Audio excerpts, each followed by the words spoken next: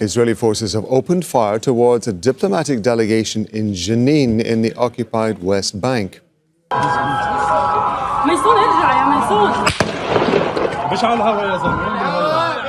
The group included diplomats from the European Union who were visiting to observe conditions in the city's refugee camp. The Wafa news agency says at least 5 bullets were fired towards the delegation.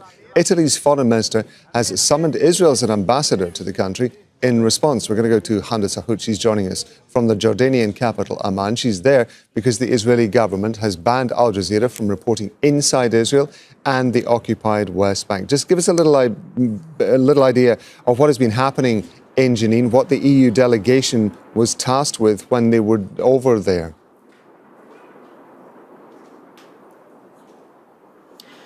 Well, it was dozens of representatives from many different countries, including EU countries, the UK, Sri Lanka, many Arab countries, including Jordan.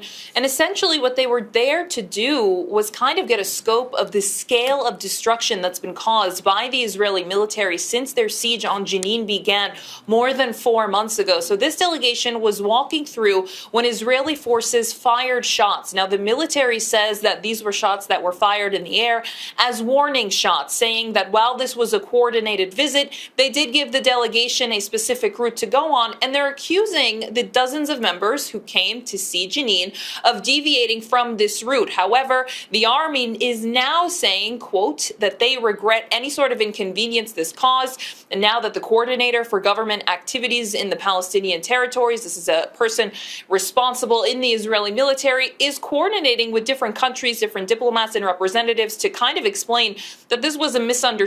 But it just kind of goes to show you the reality on the ground of how you can be anybody walking through parts of the occupied West Bank and come under Israeli fire. These places in the Palestinian territory have been under complete siege. You have tens of thousands of Palestinians who've been forcibly uprooted and displaced from their homes as part of the ongoing military raids in Jenin, in Tulkarem, in their surrounding areas in the northern parts of the occupied West Bank. So the military says that this was an unfortunate event and is apologizing for it, and these diplomats were forced to take cover when the army was firing. One would imagine that Israel is beginning to feel some sort of diplomatic pressure as well. Italy's foreign minister summoning Israel's ambassador to the country in response to this happening. Of course, it was only 24 hours ago that the UK was summoning Israel's ambassador to the United Kingdom over the actions in Gaza.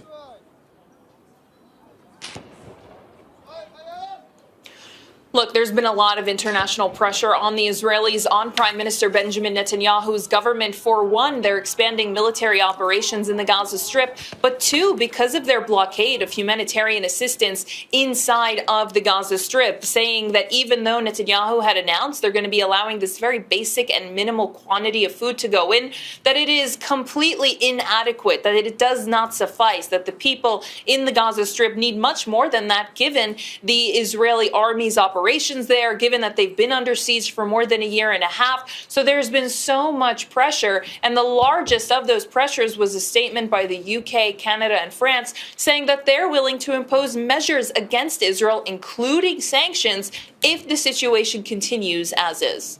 Handa, thank you very much indeed. That's Handa Sahut bringing us up to date with developments from Amman. Thank you. Italy's foreign minister has summoned Israel's ambassador to the country in response. I heard about the incident in Jenin today where Israel Defense Forces shot warning shots, but still shots at a group of diplomats approaching the refugee camp within the visit organized by the Palestinian Authority. We definitely call on Israel to investigate this incident and also hold these accountable who are responsible for this, and any threats on diplomats' lives are unacceptable. As Israel is also a signatory to Vienna Convention, has the right, the obligation to guarantee the security of all foreign diplomats. So I think this is important. Make sure to subscribe to our channel to get the latest news from Al Jazeera.